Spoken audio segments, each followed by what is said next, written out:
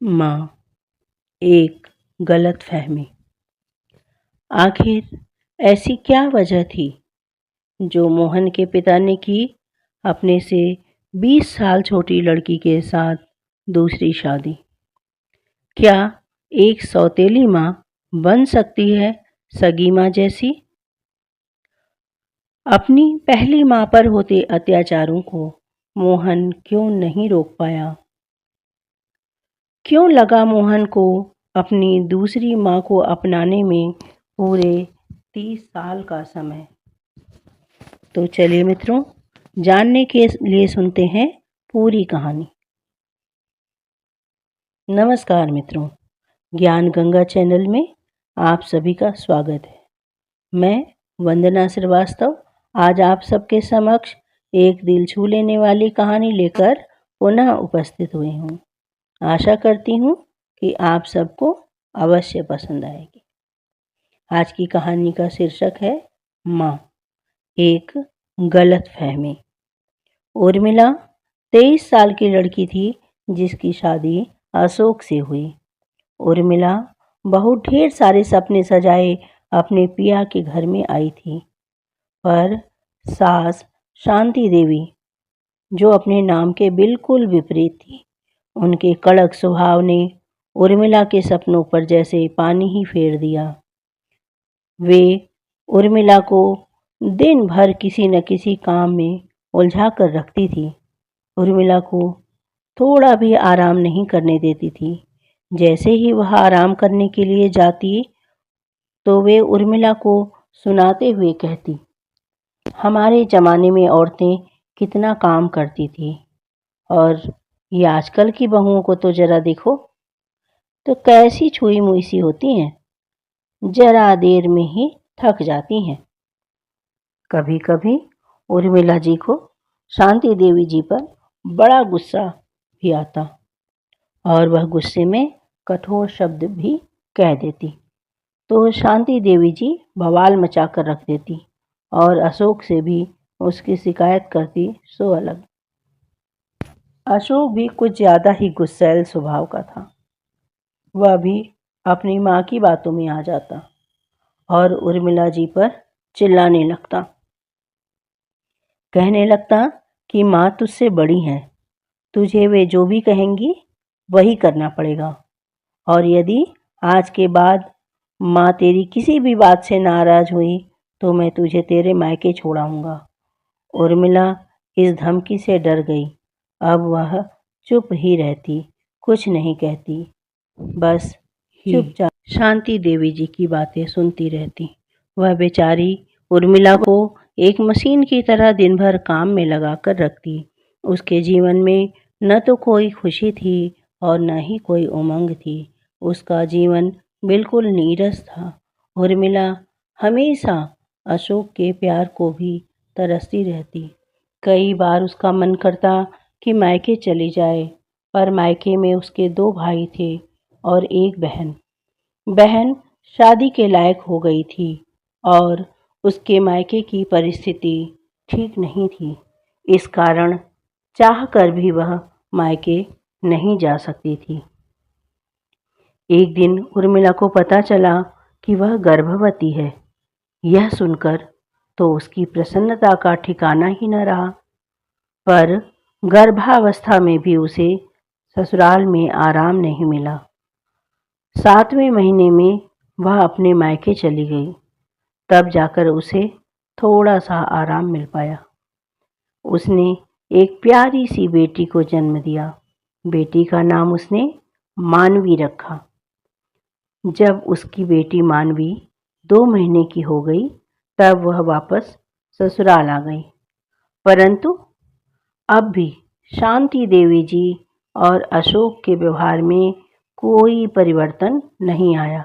शांति देवी जी पूरा दिन किसी न किसी बात से उर्मिला पर चिल्लाती ही रहती और अशोक भी उसे हमेशा की तरह ही जली कटी सुनाता रहता। पर उर्मिला मानवी को देखकर अपना सारा दुख भूल जाती थी। अब मानवी ही उनके लिए सब कुछ थी। 2 साल बीतने पर उर्मिला फिर से गर्भवती हुई और उर्मिला ने एक प्यारे से बेटे को जन्म दिया। बेटे का नाम उसने मोहन रखा। साल बीतते गए। उर्मिला का जीवन वैसा ही चलता रहा। मानवी और मोहन दोनों ही अपनी माँ से बहुत प्यार करते थे। अब मोहन पूरे 13 साल का हो गया और मानवी 15 साल की। दोनों बच्चे अब सब कुछ समझने लगे थे। अपनी दादी और अपने पिता के द्वारा किया माँ का अपमान अब उनके बर्दाश्त के बाहर होने लगा था। जब शांति देवी जी और अशोक उर्मिला पर चिल्लाते तो दोनों बच्चे अपनी माँ की ओर से ही बोलते। इस पर शांति देवी जी और अशोक उर्मिला से कहते कि उसने ही बच्चों के दिलो दिमाग में अपने पिता और दादी को लेकर जहर भरा है। मोहन अपनी माँ से कई बार कहता, माँ, जब मैं बड़ा हो जाऊंगा ना तो आपको शहर ले चलूंगा, हमेशा हमेशा के लिए। और ये जो दादी और पापा है ना, इन दोनों को यहीं पर छोड़कर जाऊंगा। दोनों बहुत गंदे हैं, आपको बहुत परेशान करते हैं। यह सुनकर उर्मिला मोहन को समझाने लगती है कि ऐसा नहीं कहते बेटा, वे दोनों बड़े हैं तुमसे और तुमको प्यार भी तो बहुत करते हैं। पिछले कुछ दिनों से उर्मिला को बहुत बुखार आ रहा था। उर्मिला ने कई बार अशोक से बोला कि सुनो जी, आजकल मुझे बहुत कमजोरी लग रही है, डॉक्टर को दिखा दीजिए ना। तब अशोक ने कहा, अरे दवाई ले लो, 2-3 दिन में ठीक हो जाओगी। उर्मिला की तबीयत ठीक न होने और अधिक कमजोरी के कारण उसे नींद आ गई। उर्मिला को सोता हुआ देख शांति जी कहती हैं कि ये तेरा आराम करने का बहाना है बस। सारा काम तो बेचारी मानवी पर ही आ गया है। आखिर में मानवी और मोहन अपनी माँ उर्मिला जी को अस्पताल लेकर गए। डॉक्टर ने दवाई दे दी, पर 1 सप्ताह के बाद ही उर्मिला जी जो रात को सोईं तो सुबह उठी ही नहीं। घर में मातम सा छा गया।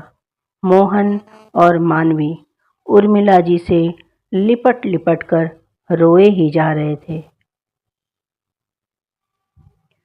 बहुत दुखी मन से सबने उर्मिला को अंतिम विदाई दी। उर्मिला के जाने के बाद मानवी के ऊपर घर की सारी जिम्मेदारी आ गई। अब घर का माहौल बदल चुका था। अशोक भी अब चुप चुप ही रहता और शांति देवी जी भी बहुत कम बड़बड़ करती। मोहन भी गुमसुम रहने लगा था। वह अशोक और शांति जी से गुस्सा था। उसे लगता था कि उसकी माँ की मौत का जिम्मेदार वे दोनों ही हैं।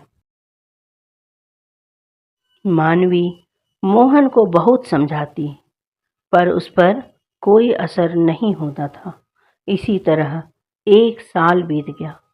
घर में अशोक की दूसरी शादी की बात चलने लगी।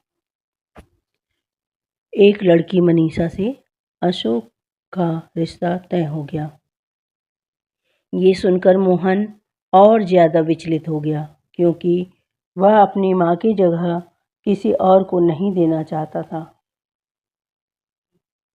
मनीषा एक गरीब घर की बेटी थी। उसके घर में कुल 4 बहनें थीं। उसकी उम्र 21 साल ही थी, जबकि अशोक 41 साल का था। फिर भी मनीषा के माता पिता ने उसकी शादी अशोक से करवा दी। मोहन अशोक के चिल्लाने पर भी शादी में नहीं गया। जब मनीषा शादी करके घर आई, तब मोहन ने देखा कि मनीषा तो उसकी बहन से कुछ साल ही बड़ी रही होगी। यह देखकर तो उसका मन उसके पिता और मनीषा के प्रति नफरत और घृणा से भर गया। मोहन ने अब जिद पकड़ ली कि वह अब इस घर में नहीं रहना चाहता। उसे शहर के हॉस्टल में पढ़ने के लिए भेज दिया जाए। रोज रोज घर में बहस होने लगी और मोहन शहर के हॉस्टल में पढ़ने के लिए चला गया। इधर मनीषा ने घर की बागडोर संभाल ली। अब शांति जी भी नई बहू से ठीक ही बर्ताव करती और अशोक भी चुप ही रहता। मोहन छुट्टियों में भी गांव नहीं आता। मानवी और अशोक का मन जब भी करता तब उससे मिलने के लिए चले जाते थे, पर मोहन अशोक से बहुत ही कम बात करता। मानवी उसे बताती कि नई माँ बहुत अच्छी है, तू गांव आकर एक बार उनसे मिल तो सही। पर मोहन का मन मनीषा को अपनी माँ मानने को तैयार नहीं हो रहा था। इधर मनीषा ने भी इसी बीच 2 बेटों को जन्म दिया। धीरे धीरे समय बीतने लगा। मानवी की शादी हो गई और वह अपनी घर गृहस्थी में रच बस गई थी। मोहन मानवी की शादी में घर आया था, पर मनीषा और उसके बेटों से उसने बात तक नहीं की। कुछ समय बाद मोहन की दादी चल बसी, तब मोहन एक बार और गांव आया। उसके बाद उसने कभी गांव की तरफ मुड़कर भी नहीं देखा। मोहन ने शहर में ही नौकरी कर ली और शहर में ही अपने साथ काम करने वाली लड़की श्रेया से कोर्ट में शादी कर ली। श्रेया ने कई बार गांव जाने की जिद की, पर मोहन ने इनकार कर दिया। एक बार अशोक और मनीषा श्रेया से मिलने के लिए शहर अवश्य आए थे। मनीषा का एक बेटा शहर में नौकरी करने लगा और दूसरा बेटा विदेश चला गया। दोनों की शादी भी हो गई। मनीषा और अशोक गांव में अकेले रह गए। एक दिन खबर आई कि अशोक जी की भी मृत्यु हो गई। तब मोहन और श्रेया दोनों गांव आ गए। मनीषा बहुत दुखी थी। उसका विदेश वाला बेटा तो आया ही नहीं। शहर से उसका छोटा बेटा और बहू आए थे और 5 दिन के बाद ही वे दोनों ऑफिस से छुट्टी न मिलने का बहाना बनाकर वापस चले गए। मोहन, श्रेया और मानवी ये 13 दिन तक वहीं रहे। मानवी ने मोहन से बोला कि मोहन भाई, अब माँ का क्या करें? इस उम्र में उन्हें अकेले भी तो नहीं छोड़ सकते। ऐसा कर, तू माँ को अपने साथ ले जा। मोहन ने कोई जवाब नहीं दिया और सोचने लगा, मैं उसे अपने घर नहीं ले जा सकता, पर वो यहाँ अकेले कैसे रहेगी? कहीं दादी की तरह इन्होंने भी श्रेया के साथ वैसा ही व्यवहार किया तो? मन कई तरह की आशंकाओं से भर गया, पर जब श्रेया ने कहा उन्हें अपने साथ ले चलते हैं, तो मोहन ने यह सुनकर हाँ कर दी। मनीषा, मोहन और श्रेया ये तीनों साथ रहने लगी। मनीषा हर काम में श्रेया की सहायता करती, श्रेया को अपनी बेटी की तरह रखती। उसी बीच श्रेया गर्भवती हो गई। तब भी मनीषा ने श्रेया का बहुत ध्यान रखा। उसको ये सब करता देख अब मोहन का दिल भी धीरे धीरे पिघलने लगा। मोहन अब थोड़ी बहुत बात मनीषा जी से करने लगा। श्रेया ने एक प्यारी सी बेटी को जन्म दिया। तब मनीषा जी अपनी पोती का बहुत ध्यान रखती। मनीषा जी को देखकर कोई सोच भी नहीं सकता था कि वे मोहन की सौतेली माँ है। मनीषा जी के आने से घर की रौनक और बढ़ गई थी। श्रेया भी माँ माँ कह के आगे पीछे घूमती रहती थी। मोहन अब मन ही मन सोचने लगा कि मेरे पिता और मेरी दादी ने जो कुछ भी किया मेरी माँ के साथ, वह बिल्कुल भी सही नहीं था, अच्छा नहीं किया था उन्होंने, और मैं उनसे गुस्सा था। मनीषा जी ने हमारा क्या बिगाड़ा था। वे बेचारी तो अपने से 2 गुनी उम्र के आदमी से शादी करना तो उनकी मजबूरी थी और मैं उन्हें उस गलती की सज़ा दे रहा था जो उन्होंने किया ही नहीं। हर इंसान एक जैसा नहीं होता।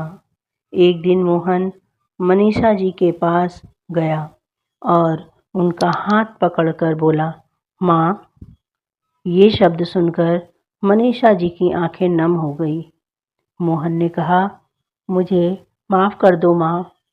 अपनी माँ की जगह आपको देने के बारे में ही सोचकर मेरा मन नफ़रत से भर गया था। ऊपर से मेरी माँ के साथ हुए अत्याचारों के बारे में सोचते ही मेरा मन और अधिक घृणा से ओत-प्रोत हो जाता था। परंतु आपको समझने में मैंने बहुत बड़ी भूल कर दी। मुझे माफ़ कर दीजिए। मनीषा ने कहा, एक तरफ तुमने मुझसे नफ़रत करने के बावजूद भी मुझे अपने घर में पनाह दी है बेटा, और दूसरी तरफ मेरे अपने बेटे हैं जिन्होंने अपने पिता की मृत्यु के बाद मुझे पूछा तक नहीं। मेरे लिए तो यही बहुत बड़ी बात है और मैंने कभी भी तुम्हें और मानवी को सौतेला नहीं माना। ये कहते कहते मनीषा की आंखें भर आईं और उन्होंने मोहन के सर पर प्यार से हाथ फेरा। श्रेया भी दोनों की बातें सुन रही थी। वह दोनों को इस तरह बातें करते देख रही थी। वह उन दोनों के बीच आना नहीं चाहती थी क्योंकि आज पूरे 30 सालों से दोनों के बीच बंधा हुआ बांध जो टूट रहा था। श्रेया यह सब देखकर बहुत खुश हो रही थी।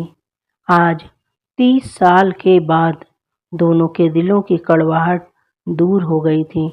मनीषा जी को मोहन ने कभी भी कहीं नहीं जाने दिया, हमेशा उन्हें अपने साथ ही रखा।